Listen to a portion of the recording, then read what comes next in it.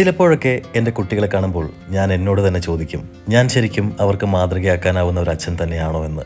2016, 2017 ഒരു വയസ്സ് വ്യത്യാസത്തിൽ 2 പുത്രന്മാരുടെ ജനനം, കുഞ്ഞു വിരലുകൾ, കുഞ്ഞു കാലുകൾ, ഉറക്കമില്ലാത്ത രാത്രികൾ. ഇന്ന് പക്ഷേ അവർ ഈ ലോകം മുഴുവൻ കീഴടക്കിയെന്ന മട്ടിൽ ഓടി നടക്കുകയാണ്. ഇനി പതുക്കെ പതുക്കെ അവർ സ്വന്തം ഇടങ്ങൾ കണ്ടെത്തും. ഇപ്പോൾ ഞാൻ തിരിച്ചറിയുന്നു, ഞാൻ വളർത്തുന്നത് 2 ചെറിയ കുട്ടികളെയല്ല, നാളെ ഞാൻ ഇല്ലാതായാലും ഈ ലോകത്ത് കാലുറപ്പിച്ച് നടക്കാൻ പോകുന്ന 2 പുരുഷന്മാരെയാണ്. ആ ചിന്ത എന്നെ വല്ലാതെ സ്വാധീനിച്ചിരിക്കുന്നു. എൻ്റെ നോട്ടം, നടത്തം, ഞാൻ ഉപയോഗിക്കുന്ന വാക്കുകൾ, മറ്റുള്ളവരോടുള്ള, പ്രത്യേകിച്ച് അവരുടെ അമ്മയായ എൻ്റെ പങ്കാളിയോടുള്ള പെരുമാറ്റം, ഞാൻ പോലും അറിയാതെ അവരെന്നെ നിരീക്ഷിക്കുകയാണ്.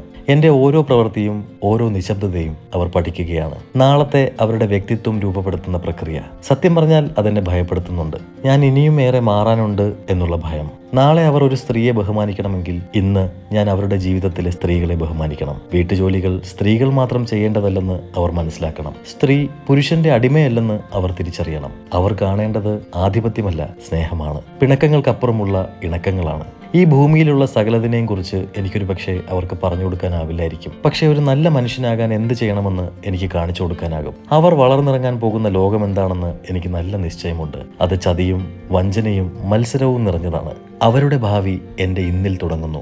എൻ്റെ കുട്ടികൾക്ക് വേണ്ടി ഞാൻ എന്നിലെ കുറവുകൾ നികത്തിക്കൊണ്ടേയിരിക്കുന്നു. കാരണം ഈ ലോകത്തിന് വേണ്ടത് നല്ല പുരുഷന്മാരെയാണ്. നല്ല പുരുഷന്മാർ രൂപപ്പെടുന്നതാവട്ടെ നല്ല അച്ഛന്മാരിൽ നിന്നും. ഈ യാത്ര തുടരും. വിശേഷങ്ങളും ഫോളോ ചെയ്ത് കൂടെ കൂടിയാൽ വീണ്ടും കാണാം. സ്നേഹത്തോടെ, അനുജ് രാമചന്ദ്രൻ.